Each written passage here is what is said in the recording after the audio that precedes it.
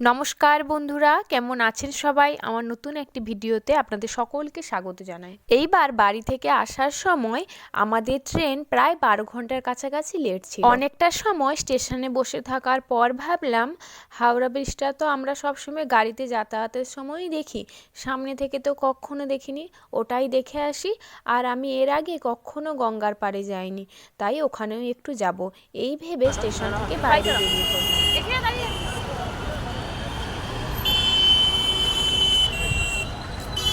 এইদিকে আসার সময় লক্ষ্য করলাম কিছু দোকান বসেছে, তাই সেখান থেকে কিছুটা পানি ফল এবং কিছুটা আমলকি নিয়েছিলাম। সেই ছোট্টবেলা থেকে কলকাতায় সব সময় যাতায়াত করি, কিন্তু কখনোই হাওড়া ব্রিজটার সামনে থেকে দেখার সুযোগ হয়ে ওঠেনি। আজ ব্রিজটা সামনে থেকে দেখে সত্যিই খুব ভালো লাগছে।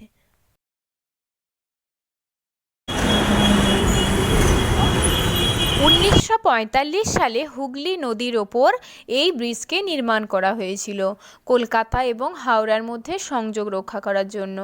এই ব্রিজের ওপর দিয়ে দৈনিক প্রায় 10 লক্ষের কাছাকাছি পথচারী এবং 80 লক্ষের কাছাকাছি যানবাহন এর ওপর দিয়ে যাতায়াত করে। এর পরবর্তীকালে 1965 সালে রবীন্দ্রনাথ ঠাকুরের নাম অনুসারে এই সেতুর নাম রবীন্দ্র সেতু দেওয়া হয়।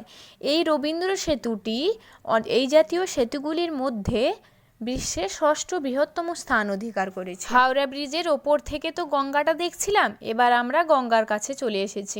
এখানে এসে মনটা এক মুহূর্তের মধ্যে যেন ভালো হয়ে গেল। এত মানুষ এখানে বসে আছে, এই সৌন্দর্য উপভোগ করছে। সত্যি না এলে আমি এখানে কখনো বুঝতে পারতাম না। ভিউটা দেখুন কি অপূর্ব সুন্দর লাগছে। নিচ থেকে হুগলি নদী বয়ে গেছে, ওপর থেকে হাওড়া ব্রিজ দেখতে কত সুন্দর লাগছে বলুন তো। আমি ওপরে যে ডাব্বাগুলো বিক্রি হচ্ছিল না, ওখান থেকে একটা ডাব্বা কিনে এনেছিলাম গঙ্গার জল নিয়ে যাব বলে বাড়িতে।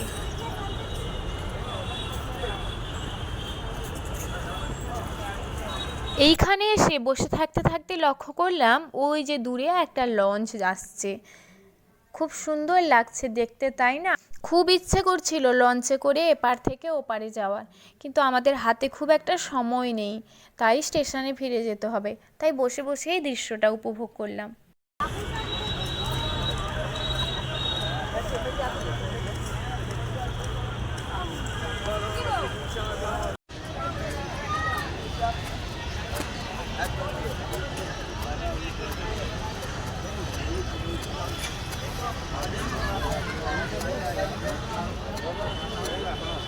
অনেকটা সময় গঙ্গার পাড়ে বসে সৌন্দর্য উপভোগ করছিলাম। অনেকটা সময় হয়ে গেছে জানেন, এবার তো স্টেশনে ফিরতেই হবে। ইচ্ছে থাকলে উপায় নেই যে আরেকটু বেশি সময় ওখানে বসে কাটাবো। এবার আমরা স্টেশনের ভেতরের দিকে চলে আসবো। আর ভিডিওটা আজ আমি এখানেই শেষ করলাম।